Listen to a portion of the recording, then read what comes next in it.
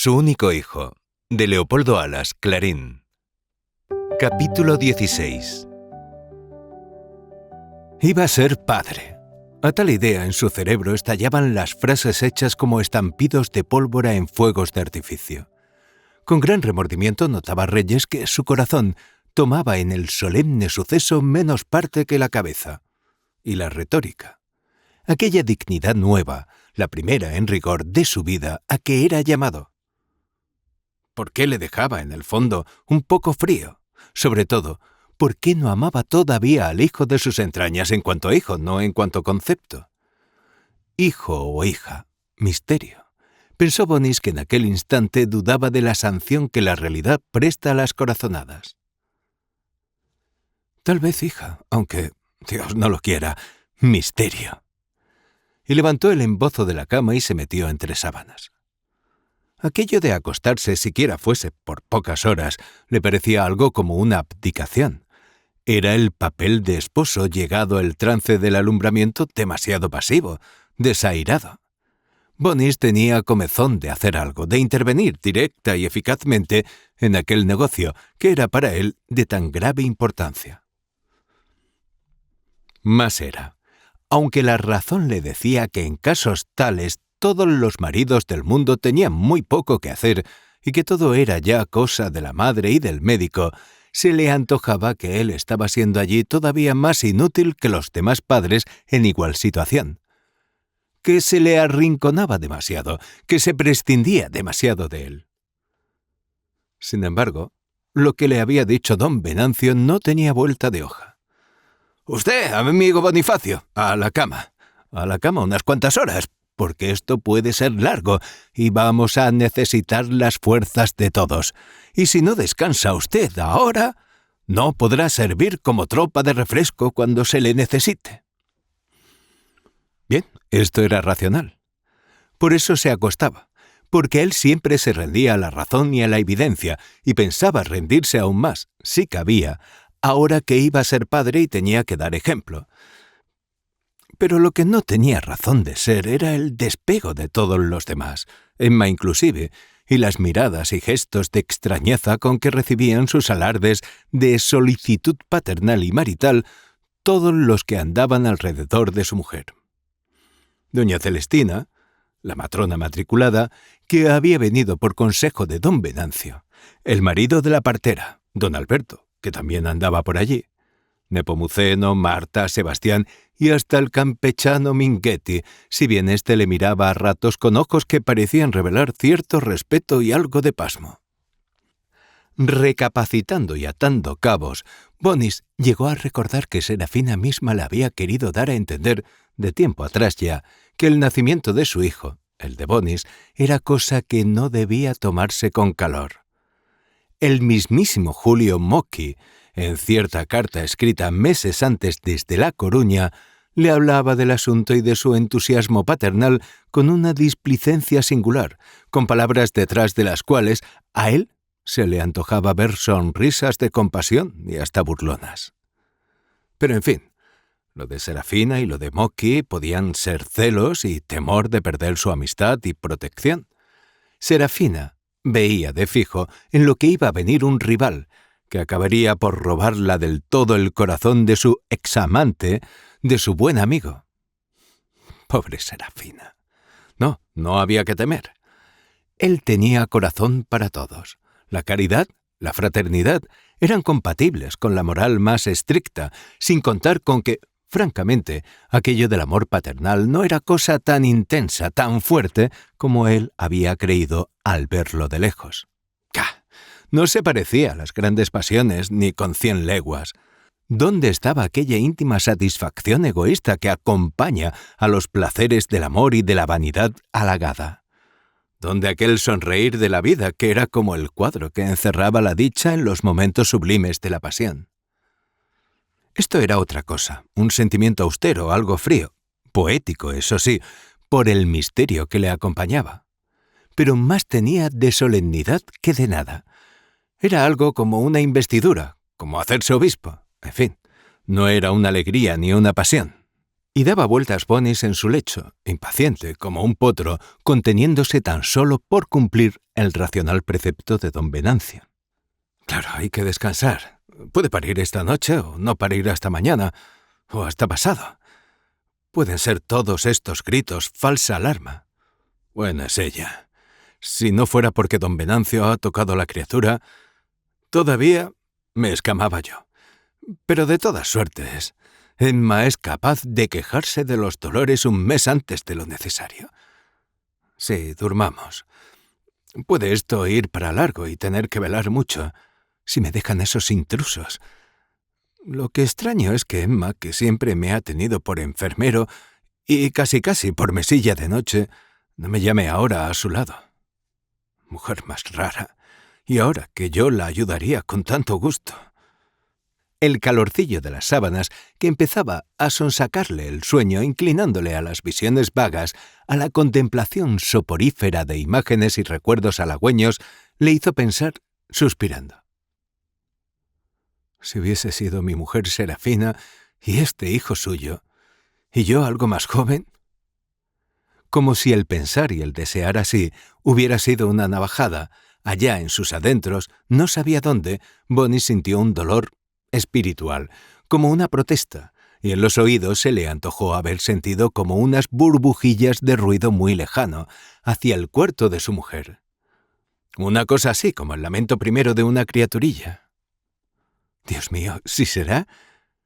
Sin querer confesárselo, sintió un remordimiento por lo que acababa de pensar, y la superstición le hizo creer que su hijo nacía en el mismo instante en que el padre renegaba en cierto modo de él y de su madre.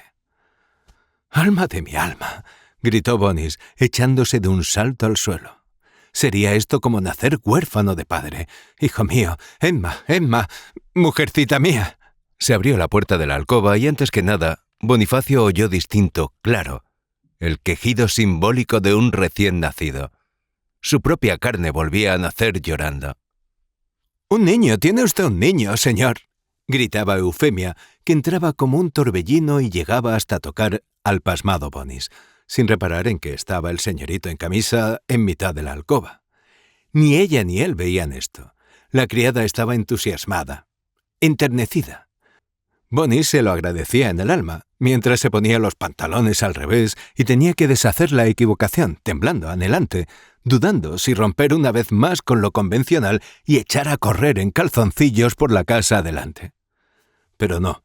Se vistió a medias y, tropezando con paredes y puertas y muebles y personas, llegó al pie del lecho de su esposa.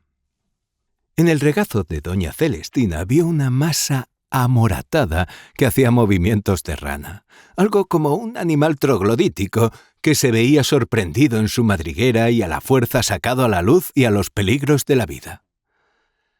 Bonis, en una fracción de segundo, se acordó de haber leído que algunos pobres animalejos del mar, huyendo de sus enemigos más poderosos, se resignaban a vivir escondidos bajo la arena, renunciando a la luz por salvar la vida, en prisión eterna por miedo del mundo. Su hijo le pareció así. Había tardado tanto. Se le figuró que nacía a la fuerza, que se le hacía violencia abriéndole las puertas de la vida. «¡Coronado, Bonis! ¡Coronado!», decía una voz débil y mimosa, excitada, desde la cama. Bonis, sin entender, se acercó a Emma y le dio un abrazo, llorando. Emma lloraba también, nerviosa, muy débil, demacrada, convertida en una anciana de repente. Se apretó al cuello de su marido con la fuerza con que ella se agarraba a la vida y, como quejándose, pero sin la voz agria de otras veces, siguió diciendo: «Coronado, Bonis, coronado, ¿sabes? Estuvo coronado». «Claro, ¿cómo que nació de cabeza?», gritó don Venancio, que estaba al otro lado del lecho, con los brazos remangados, con algunas manchas de sangre en la camisa y en el levitón, sudando, muy semejante a un funcionario del matadero. «Pero estuvo mucho tiempo coronado, Bonis».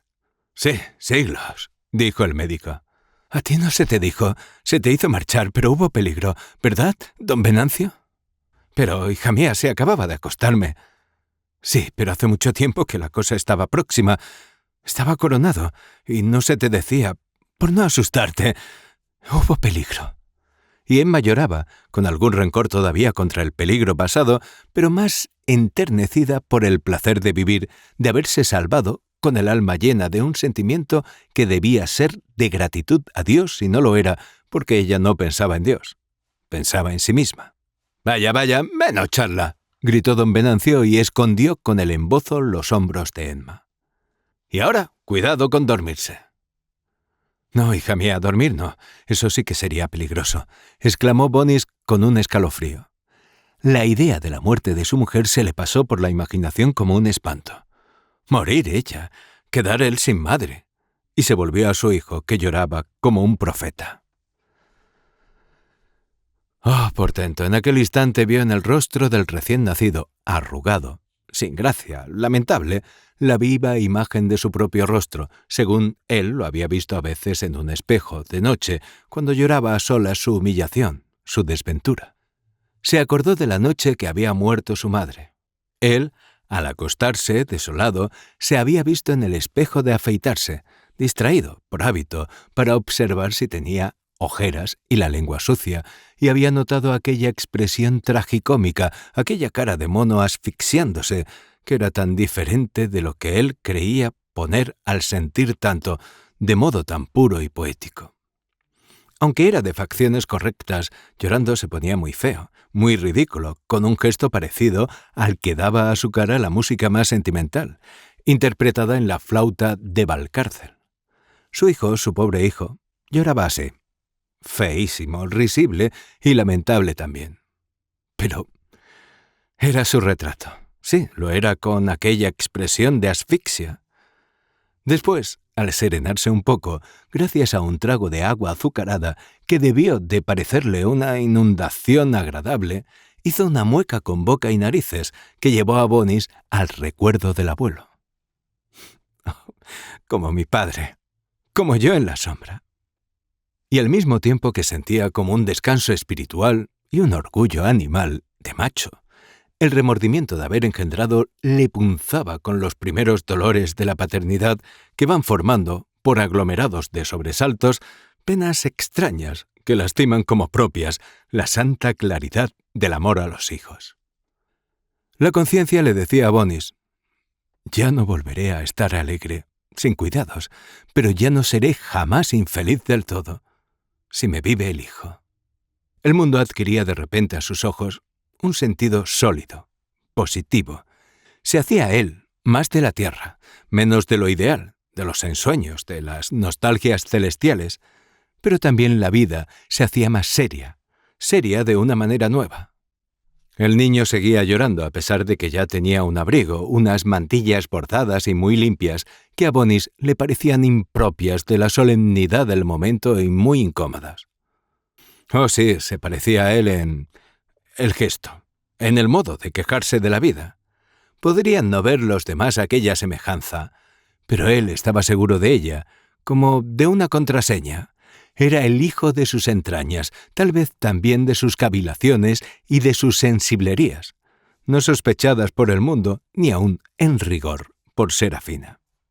Algunas horas después, cuando había desaparecido de allí don Venancio y todo el aspecto de matanza, o por lo menos de cosa sucia que tenían aquellos grandes lances vistos de cerca, Bonis consintió que Emma volviera a hablar largo y tendido, y hasta intervinieron en la conversación los parientes y amigos. Qué de recuerdos evocaba la de Valcárcel. Pero todos eran de la línea materna. Resucitaba en ella la antigua manía patronímica y gentilicia. Tío, Sebastián, a ver, ¿a quién se parece Antonio? ¿Quién es Antonio?, preguntó Marta. Pues hija, el amo de la casa, mi hijo, se llama Antonio. Para mis adentros, desde el momento en que yo tuve cabeza para pensar en algo que no fuese el peligro y el dolor. Pues se parece, dijo Sebastián, al héroe de las Alpujarras, a su tocayo don Antonio Diego Valcárcel y Meras, fundador de la noble casa de los Valcárcel. Y que no lo digas en broma, que traigan el retrato y se verá. Y no hubo más remedio. Entre dos criados y Sebastián descolgaron al ilustre abuelo restaurado y se le cotejó con el hijo de Bonis, que la madre sacó del calor de su lecho, Unos encontraron el parecido, aunque remoto. Otros lo negaron entre carcajadas. Antonio lloraba y Bonis le seguía viendo la semejanza consigo mismo, según se había visto al espejo la noche en que murió su madre. Pero lo que a su juicio se acentuaba por horas era el parecido con Reyes abuelo, con don Pedro Reyes, sobre todo en una arruga de la frente, en las líneas de la nariz y en la mueca característica de los labios. Marta, sin motivo legítimo, estaba contrariada y había puesto el gesto de vinagre que a veces se le asomaba al rostro sin saberlo ella y la hacía más vieja y más fea.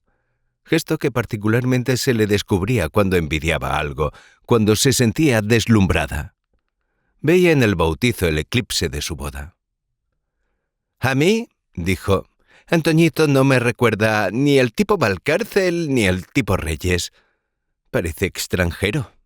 Chica, ¿tú has soñado con algún príncipe ruso?» Las de Ferraz que estaban allí rieron la gracia, fingiendo no encontrarle malicia.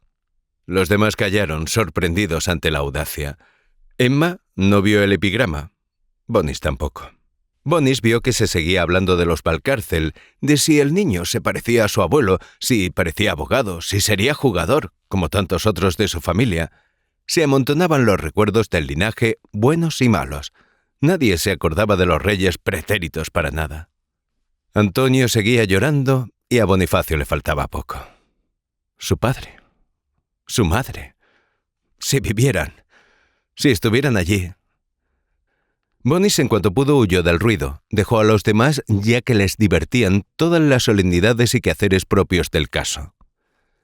Mientras el niño dormía y no se le permitía verle, y Emma, ya menos nerviosa pero más fatigada, con un poco de calentura, volvía a su antiguo despego y lo echaba de su presencia en no necesitándole, Bonifacio se recogía a la soledad de su alcoba y en idea contemplaba al hijo. «Sí, hijo, sí», se decía con el rostro hundido en la almohada. «Hijo tenía que ser. Me lo decía la voz de Dios. Hijo. Mi hijo único. Mi único hijo». Emma durante todo el primer día estuvo sentimental, excitada. Su marido creyó que la maternidad iba a transformarla, pero a la mañana siguiente despertó con bastante calentura y nada tierna. Cuando la postración se le consentía, rabiaba en la medida de sus fuerzas. Le hablaron del puerperio, de sus peligros, y sintió nuevo temor. Se llegaba a olvidar del chiquillo que tenía entre las sábanas y no quería enseñarlo a nadie, ni a su padre, por no revolverle ella y coger frío. Bonis no podía ver a su hijo sino en las ocasiones solemnes de mudarlo doña Celestina. De hora en hora lo cambiaba. Según se iba pareciendo más a cualquier recién nacido, perdía aquella semejanza que consigo mismo le había encontrado Bonis en el primer momento. Empezaba Reyes a desorientarse. Además, tuvo que renunciar a llamarle Bonifacio o Pedro, porque Emma desde luego empezó a exigir que se le llamara Antonio aún antes de bautizarle. Se le llamaría Antonio Diego Sebastián, porque Sebastián iba a ser el padrino. Por todo pasó Bonifacio. No quería disturbios todavía. Podía hacerle daño a Emma cualquier disgusto. No, ahora no. Todo lo aplazaba. ¿No estaba él decidido a ser muy enérgico?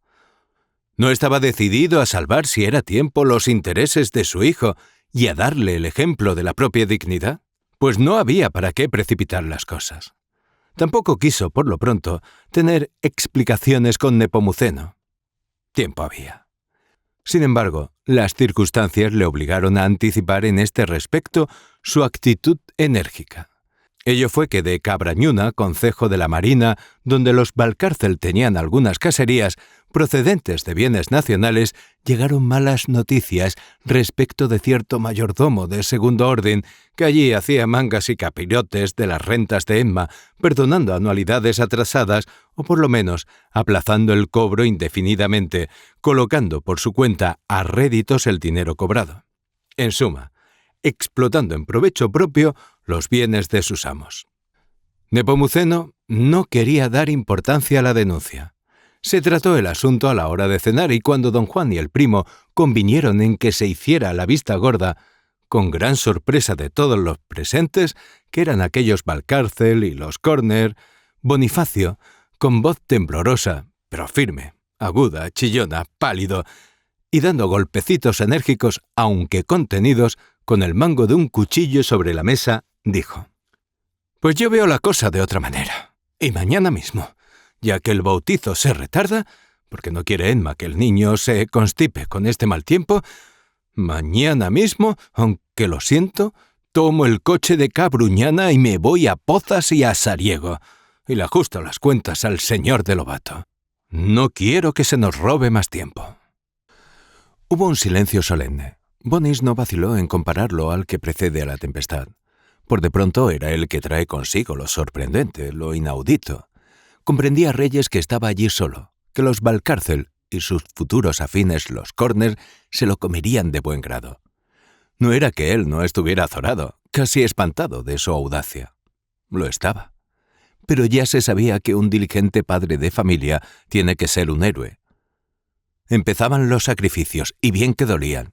Pero adelante. La seriedad de la nueva lucha se conocía en eso, en el dolor. Todos miraron a Bonis y después a don Nepo, que era el llamado a contestar. Don Juan, que era sumamente moroso y tranquilo, había cambiado mucho con las enseñanzas y excitaciones de Marta.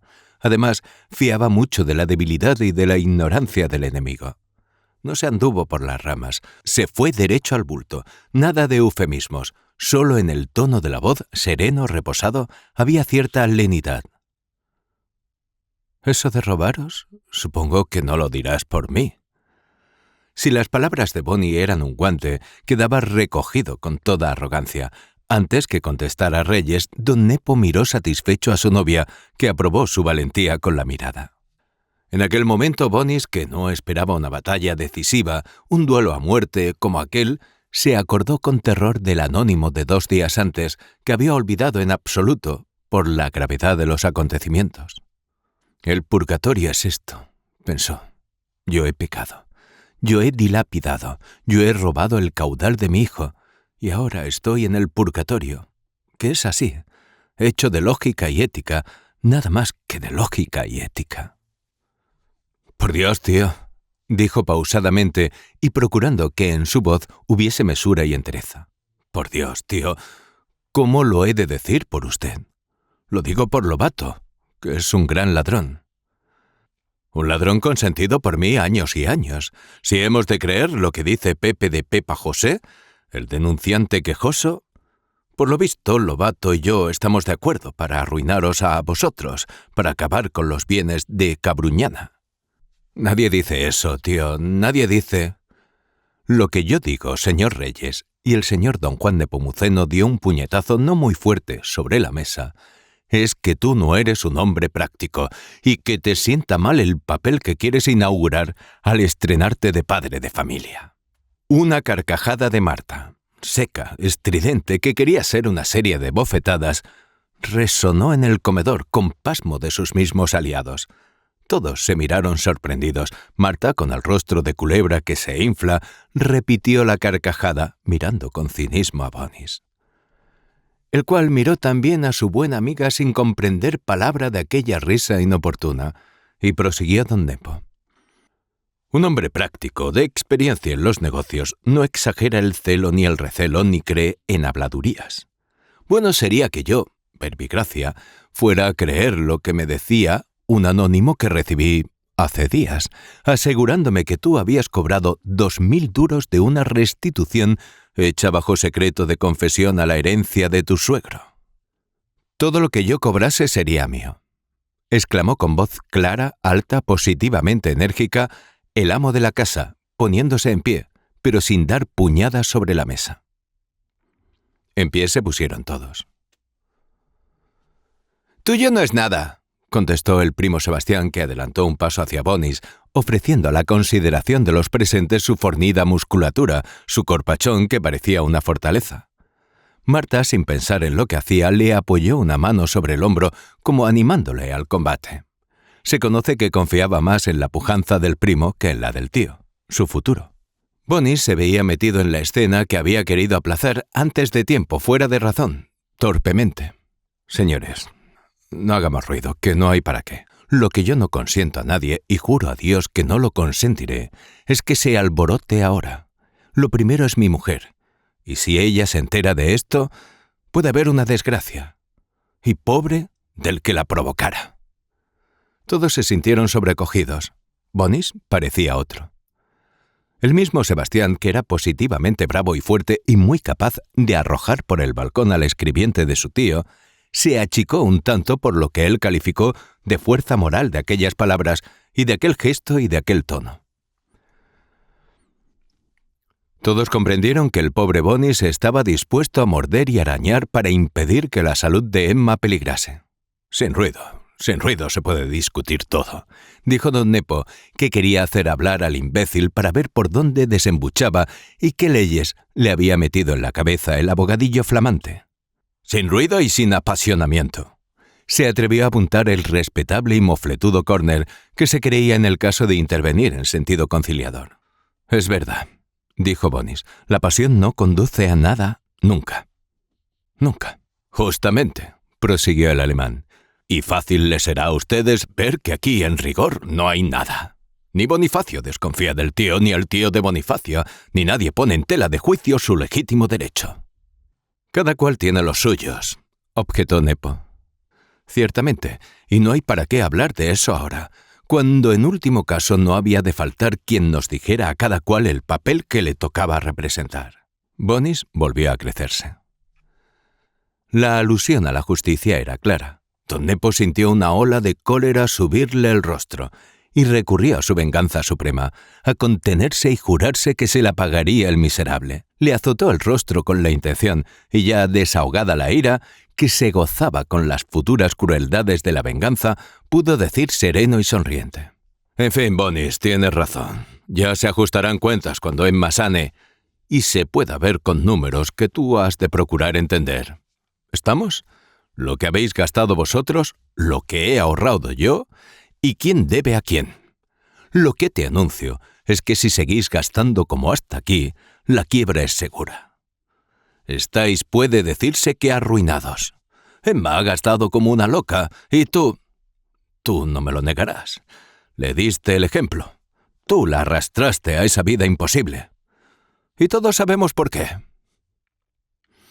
Todos, exclamó con solemnidad Sebastián, que había perseguido en vano a la Gorghelli y todavía la solicitaba. Bonis, que tenía aquella noche energía para luchar con los hombres, no la tuvo para resistir a los hechos. Los hechos eran terribles, arruinados, y había empezado él, y hasta de lo que hubiera robado el tío tenía él la culpa por haberle dejado. Y sus robos, para pagar trampas de una querida. Tuvo que sentarse pálido sin contar con las piernas. El tío vio allí de repente al Bonis de siempre y se creció, pero sin arrogancia, falsamente conciliador. ¿Quieres ir a ver lo que hay en Cabruñana? Corriente. Marcha mañana a las 8, que es la hora del coche. Ven a mi cuarto y verás los libros y las escrituras de allá. Todo lo verás. Llevarás lo que necesites y procurarás enterarte. ¿Estamos? ¿Por qué no has de presentarte a Lobato llamándole ladrón y sin saber por qué se lo llamas? Bonis, sin fuerzas ya para nada, siguió al tío maquinalmente y detrás de ellos se fue Corner. Marta y Sebastián quedaron solos en el comedor. Corner, siempre fiel a su papel de rey sobrino, iba como de asesor. Buena falta le hacía a Bonis. Pasó en el cuarto del tío la vergüenza que ya esperaba. Nepo, con redomada astucia, con intención felina, le iba explicando todos los asuntos correspondientes a los bienes de Cabruñana, con los términos del más riguroso tecnicismo del derecho consuetudinario. Bonis no tenía noción clara del contrato de arrendamiento. La palabra foro le sonaba a griego. Aparcería, laudemio, retracto, y después otras 100 palabras del derecho civil, más las propias del dialecto jurídico de aquella tierra, pasaron por sus oídos como sonidos vanos. No se enteraba de nada. Comprendía vagamente que se le engañaba y se le quería aturdir y humillar.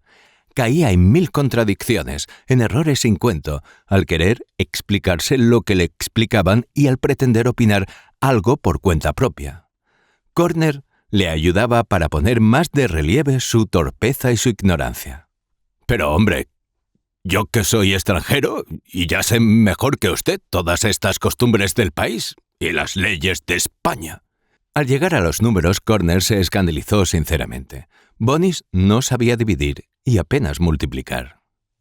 Para huir de aquel atolladero humillado, corrido, lleno de vergüenza y de remordimiento, Bonis quiso tratar cuestiones más importantes que no fueran de aquel horrible pormenor oscuro, inextricable para él, pobre flautista, y llevó, por los cabellos, la discusión al asunto de las fábricas.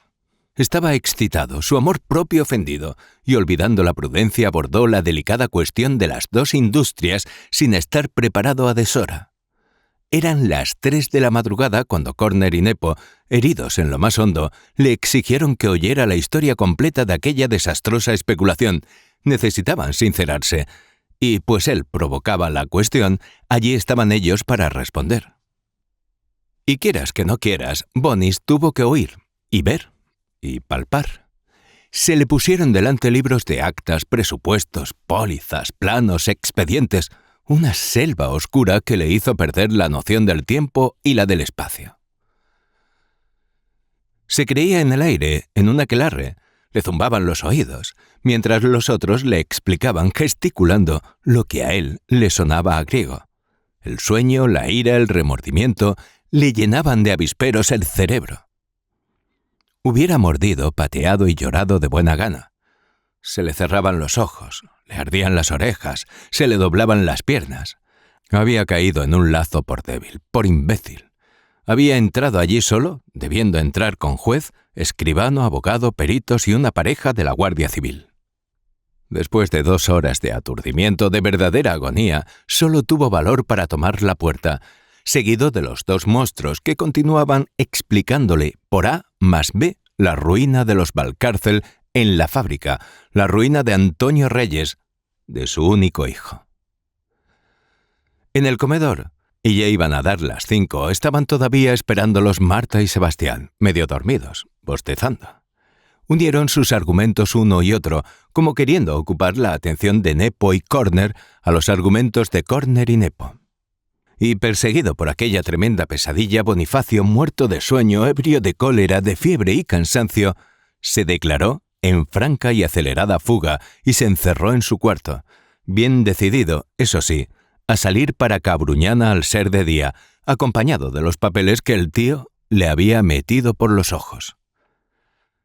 Marcharía sin despedirse de Emma, sin ver a su hijo, para que no le faltase valor ni su mujer tuviera tiempo de torcer aquella resolución irrevocable.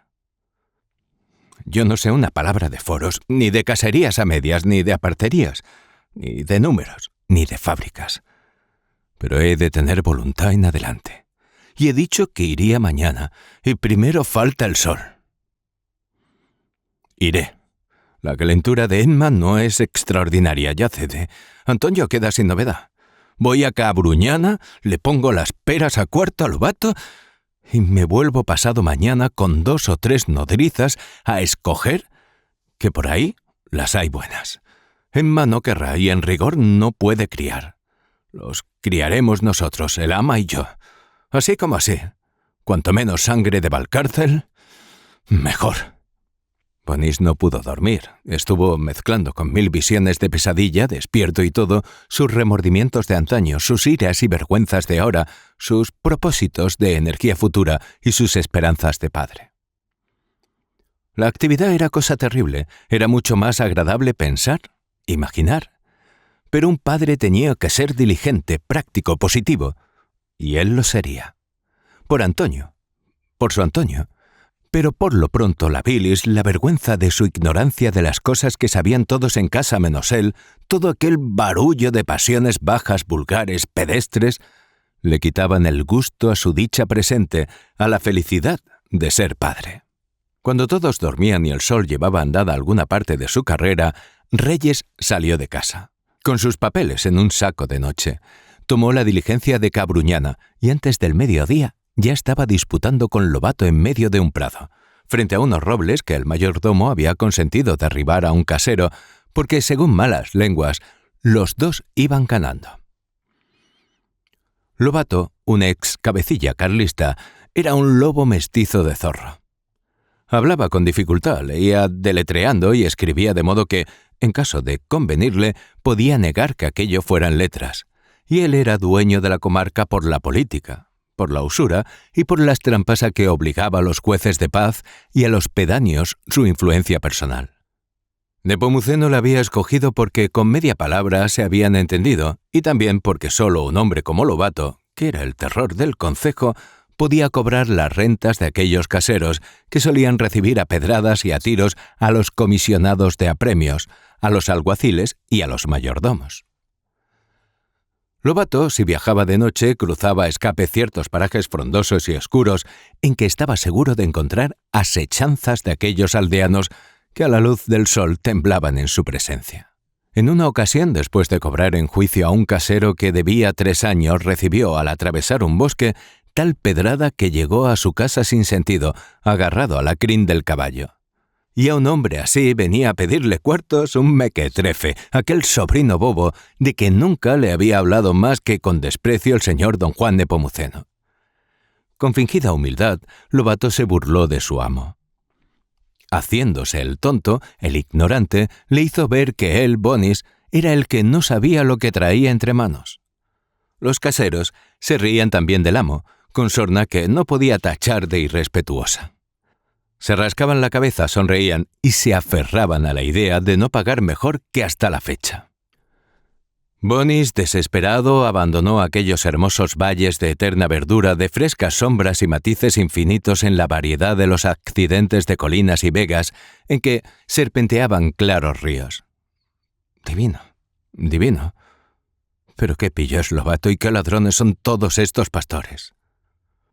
En otra situación, sin estos cuidados y precauciones, qué buenos días hubiera pasado yo en esta espesura en que se mezcla el rumor de las copas de los pinos con el del mar, del que parece un eco. Cabruñena era región ribereña y parecían sus valles estrechos y de 1000 figuras, de verde jugoso y oscuro en las laderas y en las planicies pantanosas, cauces de antiguos ríos abandonados por las aguas. Todos aquellos cuetos y vericuetos, lomas y llanuras, por sus formas violentas, por ejemplo, por los cortes de las laderas aterciopeladas, semejantes en su caída a los acantilados de la costa, hacían pensar en el fondo misterioso de los mares. Terminada su inútil faena, sin más provecho que dejar sembradas amenazas de que nadie hizo caso, Reyes decidió a media tarde montar a caballo para ir a pernoctar en la capital del concejo y del partido, a 2 leguas por la carretera. Antes del anochecer, se proponía llegar a Raíces, que estaba al paso, y detenerse media hora. ¿Para qué? No sabía.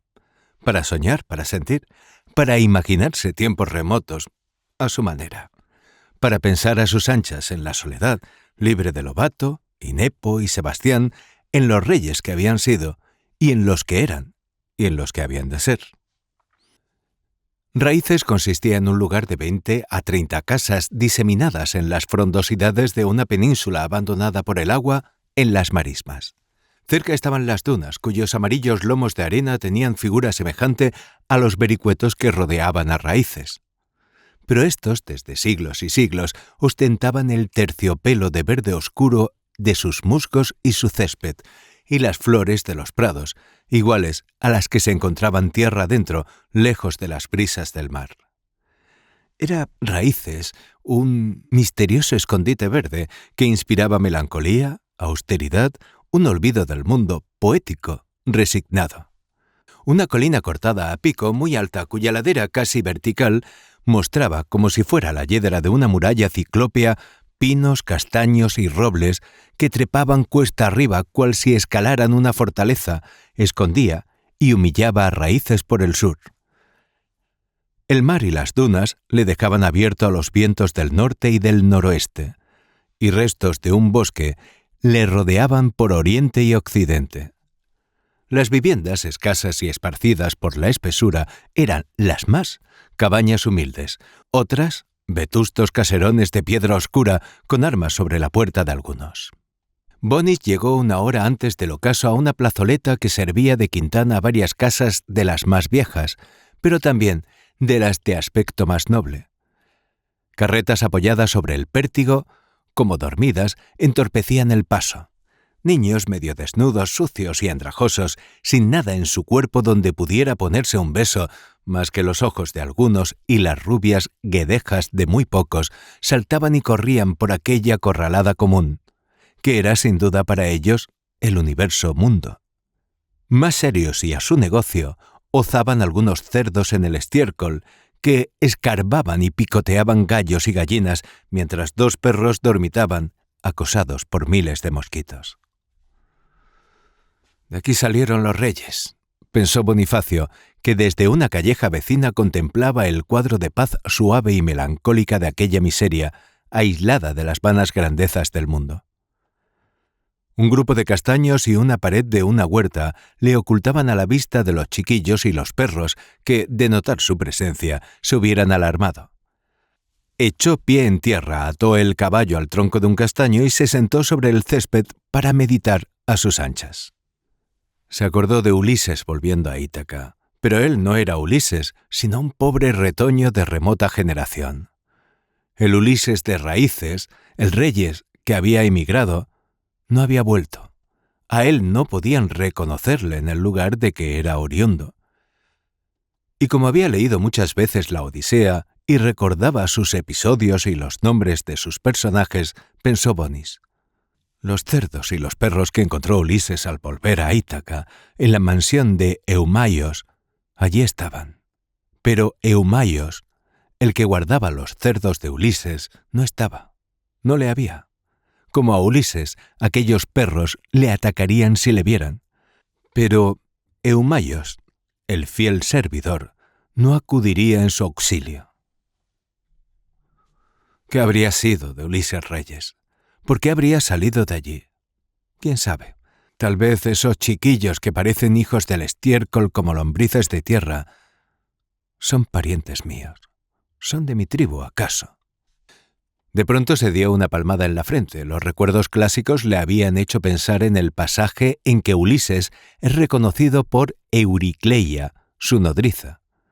Él no había tenido más Euricleia que su madre, que había muerto.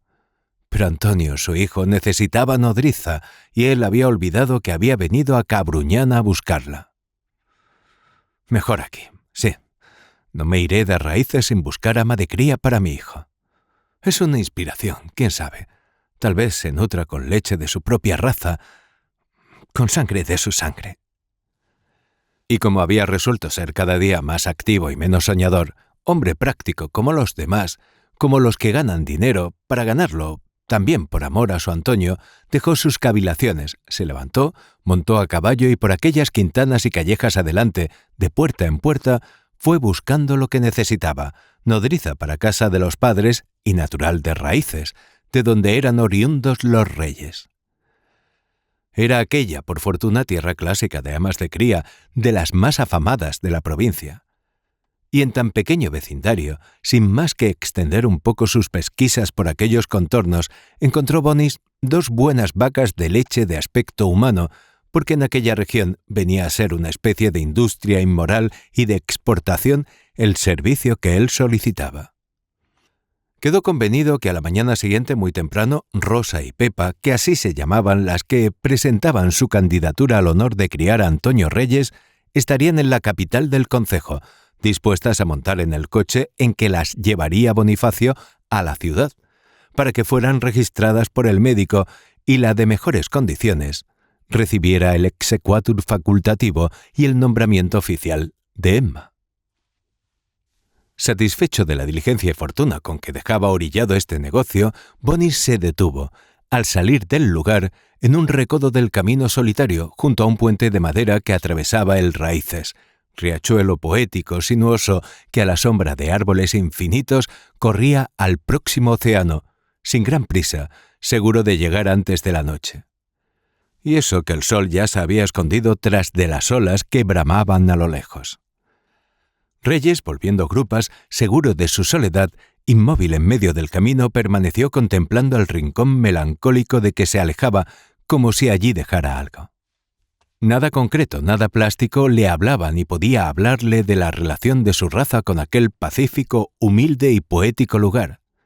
Y, sin embargo, se veía atado a él por sutiles cadenas espirituales, de esas que se hacen invisibles para el alma misma desde el momento en que se quiere probar su firmeza.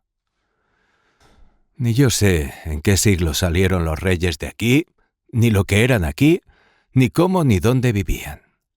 Ni siquiera de mi tatarabuelo. Sin ir más lejos, tengo noticias, a no ser muy vagas. Solo sé que éramos nobles, hace mucho, y que salimos de raíces.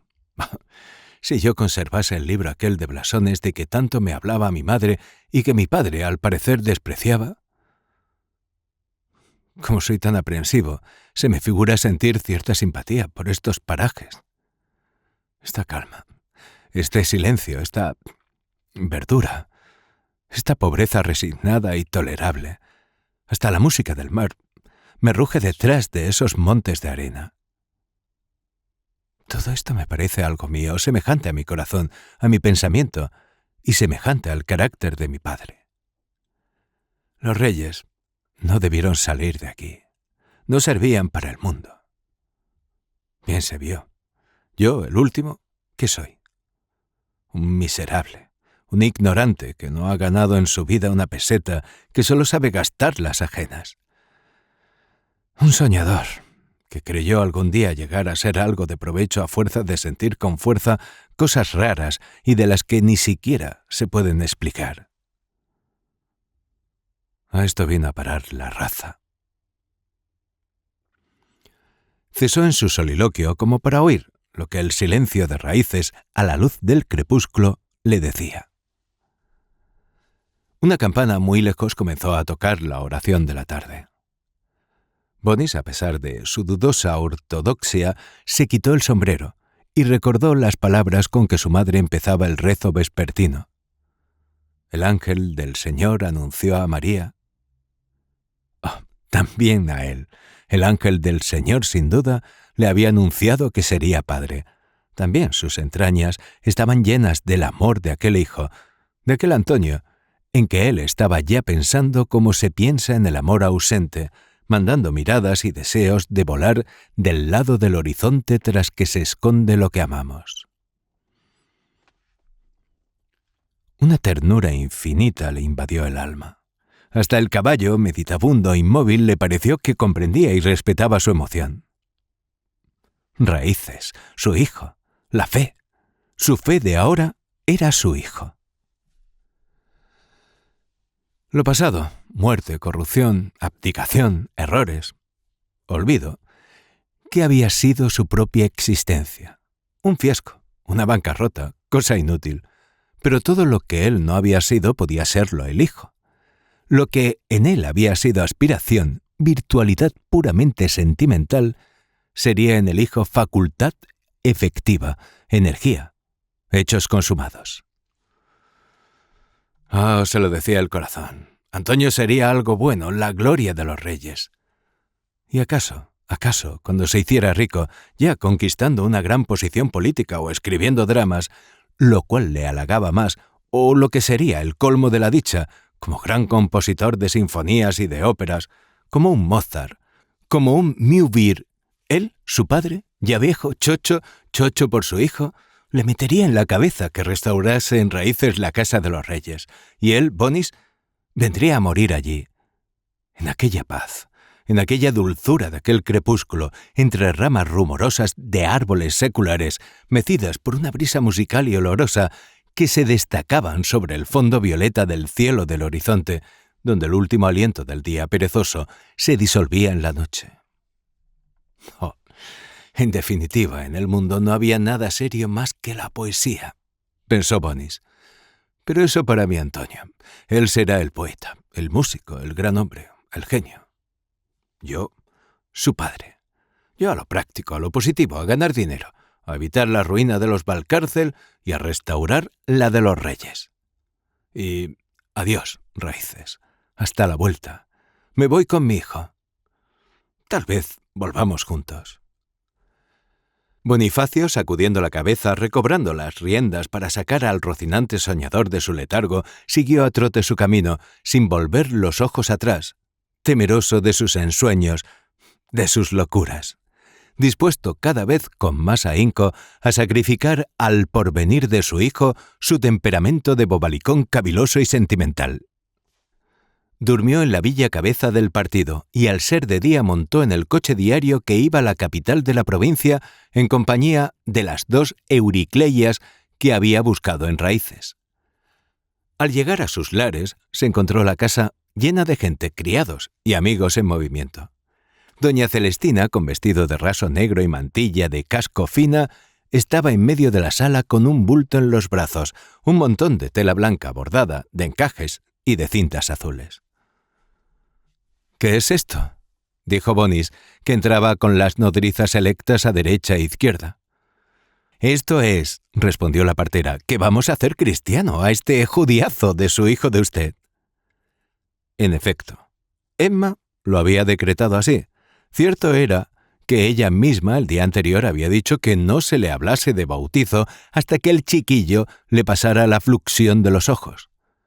Pero al despertar aquella mañana y saber que Bonis, sin su permiso, dejándola con la calentura, se había marchado a la aldea a enderezar entuertos que nunca se le había ocurrido enderezar, se había irritado y por venganza y considerando que el tiempo estaba templado, había dispuesto en un decir Jesús desde la cama, dando órdenes como ella sabía, que el niño se bautizara aquella misma tarde para que el padre se lo encontrara todo hecho y rabiara un poco. Bonis no rabió. La solemnidad del momento no consentía malas pasiones. Lo que hizo fue abrazar a su esposa, consiguiéndola a duras penas. Emma tenía poca calentura. Estaba muy despejada y ya sin miedo al peligro del puerperio, aunque no había pasado, había decidido engalanarse y engalanar su lecho.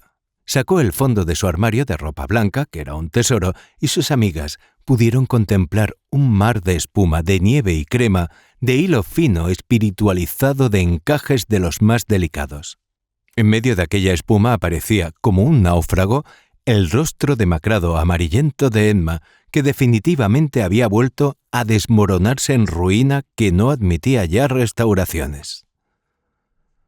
«Es una vieja», pensó Bonis resignado, sin amargura, pero triste por amor de su hijo. La Valcárcel aprobó el concurso de nodrizas ideado por su marido, el cual no comprendió por qué Nepo, los Cornes, Sebastián, las de Ferraz, las de Silva y otras amigas y amigos reían a carcajadas unos, con menos violencia otros, la ocurrencia de haber traído él consigo a Pepa y Rosa, las robustas aldeanas de Raíces. Sebastián y Marta, cada vez que recordaban la entrada triunfal de Bonis en medio de las 2 aldeanas de ubres ostentosas, se desternillaban de risa. Según Marta, aquello era demasiado y ya no cabía disimulo. Había que reír a mandíbula batiente. Y se reían. Bonifacio no comprendía, ni lo intentó apenas, qué le importaban a él las risas necias de aquella gentuza que le habían comido el pan de su hijo y que estaba dispuesto a arrojar de su casa. La comitiva se puso en movimiento. Emma había decretado, y no había más remedio que callar, que Sebastián fuese padrino y Marta madrina. Se habían dado órdenes para que la ceremonia fuese de primera clase. El baptisterio de la iglesia parroquial estaba cubierto de colgaduras de raso carmesí, con flecos dorados. La pila brillaba como un ascua de oro, iluminada por grandes cirios. Bonis, que había caminado solo detrás de doña Celestina, cuidando de que el pañuelo que cubría el rostro de Antonio, dormido, no se deslizara al suelo, no había tenido tiempo, mientras iba por las calles, para sentir la ternura grave y poética propia del caso.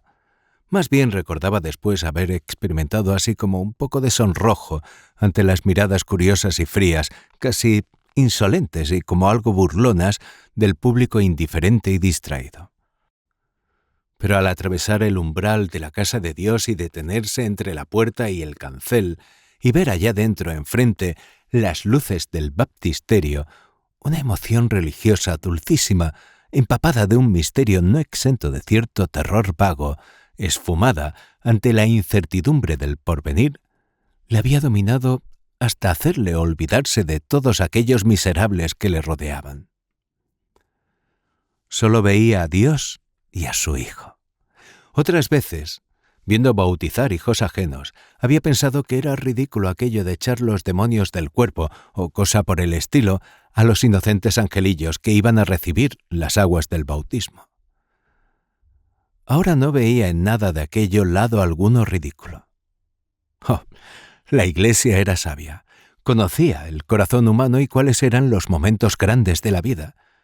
Era tan solemne el nacer, el tomar un nombre en la comedia azarosa de la vida. El bautizo hacía pensar en el porvenir, en una síntesis misteriosa de punzante curiosidad, de anhelante y temerosa comezón de penetrar el porvenir. Aunque él, Bonis, no creía en varios dogmas, ni menos en los prodigios de la Biblia, reconocía que la Iglesia en aquellos trances parecía efectivamente una madre. Sin repugnancia y sin perjuicio de las reservas mentales necesarias, él colocaba sobre el regazo de la Iglesia al hijo de sus entrañas. Su hijo, su Antonio, allí le tenía, carne de su carne, dormido, perdido entre encajes. Una mancha colorada destacándose en la blancura. A él ya no se parecía, pero a su padre, al procurador Reyes, sí. El gesto de pena, la mueca de los labios, el entrecejo, todo aquello era su padre. ¡Ay! Cómo se le metía por el alma a borbotones, como lágrimas de ternura que en vez de salir entrasen, el amor de aquel hijo, de aquel ser débil, abandonado por los ángeles entre los hombres. Pero ya no amor abstracto, metafísico, amor sin frases, amor nada retórico, amor inefable, pero que satisfacía la conciencia y daba sanción absoluta al juramento de constante y callado sacrificio. Vivir por él, para él. Yo nací para esto, para padre. Bonis sentía a la puerta de la iglesia esperando al capellán que iba a hacerle cristiano a Antonio. Sentía la gracia que Dios le enviaba en forma de vocación, clara, distinta, de vocación de padre. Sí, pensaba, ya soy algo. Después vio llegar a un cura rollizo, sonriente, cubierto de oro, como el altar del baptisterio, con todo el aparato sagrado de acólitos, cirios y cruces, que reconoció que eran del caso. No se oponía él a nada, todo estaba bien. Por más que estaba seguro de que su Antonio, aquel inocente niño con cara triste, no tenía en el cuerpo diablo de ninguna especie ni resentimiento personal alguno con la Iglesia, Bonis reconocía el derecho de ésta a tomar precauciones antes de admitir en su seno al recién nacido. Hasta lo de no poder entrar en el templo su hijo antes de cumplir los requisitos sacramentales le parecía racional, si bien pensó que el clero debía tener más cuidado con los catecúmenos o lo que fueran de cierta edad, porque un aire colado, entre puertas, podía ser fatal y matar un cristiano en flor.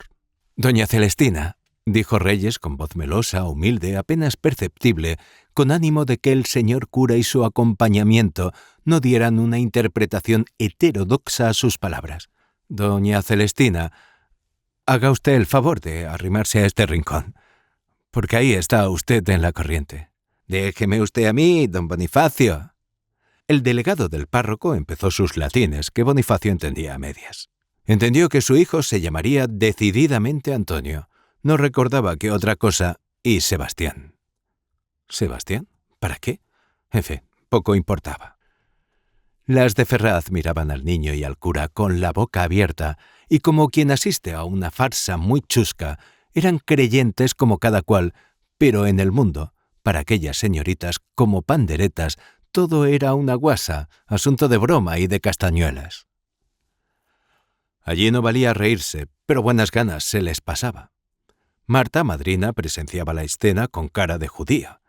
Pensaba en la superioridad de sus ideas personales sobre la vulgar manera de entender la ceremonia que presenciaban aquellas frívolas amiguitas. De pronto, las palabras que rezaba el clérigo con un tono discreto, suave, de un ritmo eclesiástico simpático, sugestivo, adquirieron verdadero valor musical, como un recitado, porque allá dentro alguien le soltaba los caños de sonidos al órgano que llenó la solitaria iglesia de resonancias, de chorros de notas juguetonas, frescas. El nuevo cristiano atravesó el cancel, penetró en la iglesia precedido del sacerdote, en brazos de Sebastián majestuoso. Llegó la comitiva al baptisterio. Los amigos rodeaban a los padrinos. Viejas, pobres y chiquillos formaban corro, curioseando y en espera de la calderilla del bateo. Para Bonis, que siguió a su hijo hasta la margen del Jordán de mármol, todo tomó nueva vida, más intenso, armónico y poético sentido. Era que la música le ayudaba a entender, a penetrar el significado hondo de las cosas. El órgano, le decía lo que él no acababa de explicarse. Pues es claro, la iglesia es un lince. Ve largo, sabe ser madre. Las notas del órgano, bajando a hacer cosquillas al recién nacido, al que venía de los cielos del misterio, metiéndosele por las carnecitas que dejaban al aire los dedos discretos y expertos de doña Celestina, al descubrir la espalda de la criatura, las notas aladas y revoltosas eran angelillos que retozaban con su compañero humano, menos feliz que ellos, pero no menos puro, no menos inocente. Bonis sintió que el rostro de los más indiferentes, hasta el de los pilluelos que esperaban la calderilla, tomaba expresión de interés, de cierto enternecimiento.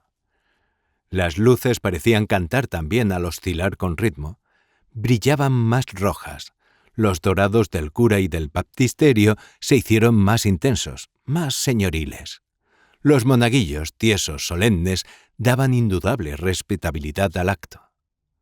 El órgano era el que se permitía seguir riendo, jugueteando, pero legítimamente, porque representaba la alegría celestial, la gracia de la inocencia.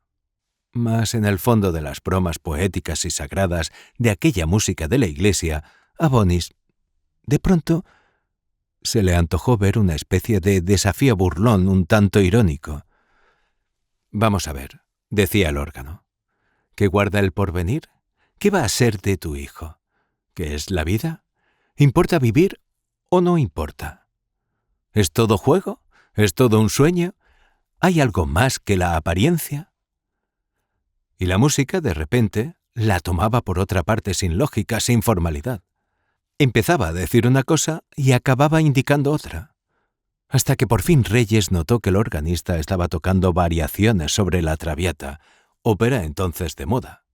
Bonifacio se acordó de la Dama de las Camelias, que había leído, y de aquel Armando, que había amado hasta olvidar al suo vecchio genitor, como dicen en la ópera, y en efecto, el órgano lo estaba recordando. «Tu non sai quanto soffrí». Pobre de mí, pensó Bonis. El hijo puede ser un ingrato. Amará a una mujer más que a mí, ciertamente. Yo nací para que no me amen cuando yo quisiera. Pero no importa, no importa. Esta es la ley. Nosotros a ellos, ellos a los suyos o a las vanidades del mundo. Cosa rara. ¿Por qué no sonaría mal la Traviata en la iglesia? Aquello debía ser una profanación, y no lo era. Era que en la Traviata, bien o mal, había amor y dolor, amor y muerte, es decir, toda la religión y toda la vida. ¡Ah! ¡Cómo hablaba el órgano de los misterios del destino! Vuelta a la burla, vuelta a las preguntas irónicas. ¿Qué será de él? ¿Qué será de ti? ¿Qué será de todo? ¿Quién toca el órgano?, preguntó Marta por lo bajo a Sebastián. Minghetti. Padrino y madrina sonrieron, mirándose. Capricho de hombre, dijo la alemana, consagrando al barítono un recuerdo. Bonis había oído la pregunta y la respuesta. Tocaba Minghetti. Ah, bien, se conocía que andaba allá arriba un artista. Había sido una atención delicada. Los artistas, al fin, son poetas. Lástima que suelen ser, además, unos pillos. Él, Bonis, entre la moral y el arte, en caso de incompatibilidad, se quedaría en adelante con la moral, por su hijo. Ya era cristiano Antonio Diego Sebastián. Doña Celestina le había tomado de brazos del tío padrino y sentada en la tarima de un confesionario junto a una capilla rodeada de aquellos amigos y curiosos, se entendía hábilmente con cintas y encajes para volver a sepultar bajo tanto fárrago de lino el cuerpo débil, flaco de la criatura. Bonifacio se separó del grupo y por el templo adelante se dirigió a la sacristía, en pos del sacerdote y sus acólitos. También aquello era solemne. Iba a dictar la inscripción del libro bautismal, a sentar la base del estado civil de su hijo. Mientras Minghetti, por divertirse, continuaba haciendo prodigios en el órgano, iba pensando Bonis por medio del templo. ¿Quién sabe? Tal vez algún día sabios, eruditos, curiosos, vengan en peregrinación a contemplar con cariño y respeto la página de este libro de la parroquia en que yo voy a dictar ahora el nombre de mi hijo, el de sus padres y abuelos, lugar de su naturaleza, etcétera, etcétera. Abuelos. Mi pobre Antonio no tiene abuelos vivos. Le faltará ese amor, pero el mío los suplirá todos. Al entrar en la sacristía, en una capilla lateral sumida en la sombra, vio una mujer sentada sobre la tarima, con la cabeza apoyada en el altar de relieve churrigueresco. ¿Serafina? ¿Bonifacio? ¿Qué haces aquí? ¿Qué he de hacer? ¿Rezar? ¿Y tú, a qué vienes? Vengo a inscribir a mi hijo, que acaba de bautizarse, en el libro bautismal. Serafina se puso en pie. Sonrió de un modo que asustó a Bonis, porque nunca había visto en su amiga el gesto de crueldad, de malicia fría, que acompañó a tal sonrisa. ¿Con qué? ¿Tu hijo? Bah. ¿Qué tienes, Serafina? ¿Cómo estás aquí? Estoy aquí por no estar en casa, por huir del amo de la posada. Estoy aquí porque me voy haciendo beata. No es broma. O rezar o una caja de fósforos. ¿Sabes? Moki no vuelve. ¿Sabes? He perdido la voz. Sí, perdida por completo. El día que te escribí y que no me contestaste, ya sabes, cuando te pedí aquellos reales para pagar la fonda. Bueno, pues aquel día, aquella noche, como había ofrecido pagar y no pagué porque no contestaste, tuve una batalla de improperios con don Carlos, el infame. La Gorghelli calló un momento porque la ahogaba la emoción. Ira, pena, venganza. 2 lágrimas que debían de saber a vinagre se le asomaron a los ojos. El infame tuvo el valor de insultarme como a una mujer perdida. Me amenazó con la justicia, con plantarme en el arroyo. Yo eché a correr. Salí a la calle, como estaba, sin sombrero. Pero volví, porque lo dejaba allí todo, mi equipaje, lo único que tengo en el mundo. No sé qué cogí aquella noche, al relente, furiosa, por la calle húmeda. En fin, la voz, que ya andaba muy mal, se fue de repente. Desde aquella noche canto, como tu mujer. No salgo de la fonda porque no puedo pagar. Don Carlos me insulta unas veces y otras me requiebra. Yo no quiero amantes ni altos ni bajos, porque no quiero, porque todo eso me da asco. Moki no vuelve. A mis últimas cartas ya no ha contestado, como tú. Sois unos caballeros. ¿Se os pide 4 cuartos para no recibir insultos de un miserable? Y no contestáis. No sé dónde ir. En casa me espía mi acreedor, que quiere ser mi amante. En la calle me persiguen necios. Me aburre la curiosidad estúpida de la gente. No tengo dinero ni para escapar. ¿Para escapar a dónde? Me meto en la iglesia. Esto es mío, como de todos. Tú me enseñaste a sentir así, a querer paz, a soñar, a desear imposibles. Aquí estoy tranquila y rezo a mi modo. No tengo fe, lo que se llama fe, pero quisiera tenerla.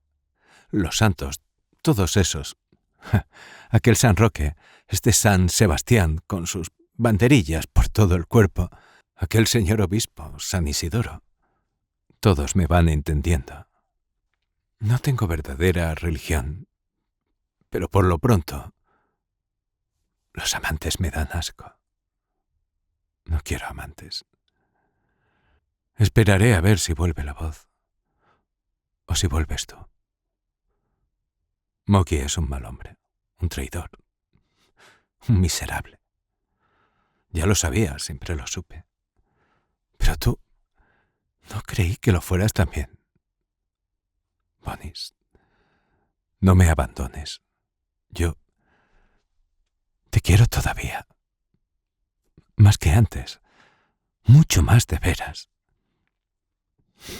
Debo estar enferma. Me asusta el mundo. El teatro me horroriza. El galanteo me espanta. Quiero paz. Quiero sueño. Quiero honradez. No vivir de farsa y tener pan que no deba a mi cuerpo alquilado a un desconocido. A no sé ahora quién. Tuya, sí. ¿De los demás? No. ¿Quieres? Bonis, aunque poco formalista en materias religiosas, y a pesar de que las palabras y el tono y las 2 lágrimas de Serafina le habían enternecido hasta lo inefable, pensó, ante todo, que estaban en la iglesia y que no era el lugar nada a propósito para tal clase de tratos y contratos. Antes de contestar, miró hacia atrás, hacia el baptisterio, para ver si alguien había reparado en su encuentro con la cantante. La comitiva del bautizo había desaparecido, ni siquiera habían parado mientes en la ausencia de Reyes. Tan insignificante era para todos. Minghetti, sin embargo, seguía embelesado con sus travesuras armónicas en el órgano. Tenía aquella manía, la de hacerse pesado, por broma, cuando se ponía a tocar. Bonis, con repugnancia de hablar de tales asuntos allí en el templo, pero compadecido hasta el fondo del alma y, por otra parte, dispuesto a no abdicar de su dignidad de padre de familia sin mancha, tapujos ni relajamientos de costumbres, dijo con voz que procuró hacer cariñosa al parque firme y que le salió temblorosa, balbuciente y débil. Serafina, yo a ti te debo toda la verdad. Yo, en adelante, quiero vivir para mi hijo. Nuestros amores eran ilícitos. Debo a Dios un gran bien, una gracia. El tener un hijo. Ofrecí el sacrificio de mis pasiones por la felicidad de Antonio. Además, estoy arruinado. En el terreno de los intereses materiales, haré por ti lo que se pueda. Ya se ve. Con ese don Carlos, que es un judío, ya me entenderé yo. Pero estoy arruinado. La voz, tu voz, volverá. Y aquí, al recordar la voz que él había adorado, Bonis estuvo a punto de llorar también. Mas el rostro de Serafina volvió a asustarle. Aquella mujer tan hermosa que era la belleza con cara de bondad para Bonis, le pareció de repente una culebra. La vio mirarle con ojos de acero, con miradas puntiagudas. Le vio arrugar las comisuras de la boca de un modo que era símbolo de crueldad infinita. Le vio pasar por los labios rojos la punta finísima de una lengua jugosa y muy aguda, y con el presentimiento de una herida envenenada, esperó las palabras pausadas de la mujer que le había hecho feliz hasta la locura. La Gorghelli dijo: «Bonis, siempre fuiste un imbécil. Tu hijo no es tu hijo, Serafina». Y no pudo decir más el pobre Bonis. También él perdía la voz. Lo que hizo fue apoyarse en el altar de la capilla oscura para no caerse. Como él no hablaba, Serafina tuvo valor para añadir: «Pero, hombre, todo el mundo lo sabe. ¿No sabes tú de quién es tu hijo?» «¿Mi hijo? ¿De quién es mi hijo?» La Gorghelli extendió un brazo y señaló a lo alto, hacia el coro. «Del organista». exclamó Bonis, como si hubiera sentido en su amada envenenarle la boca al darle un beso. Se separó del altar, se afirmó bien sobre los pies, sonrió como estaba sonriendo San Sebastián, allí cerca, acribillado de flechas. Serafina, te lo perdono, porque a ti debo perdonártelo todo. Mi hijo es mi hijo. Eso que tú no tienes y buscas, lo tengo yo. Tengo fe. Tengo fe en mi hijo. Sin esa fe no podría vivir. Estoy seguro, Serafina.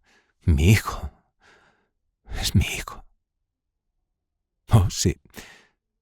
Dios mío, es mi hijo. Pero como puñalada es buena.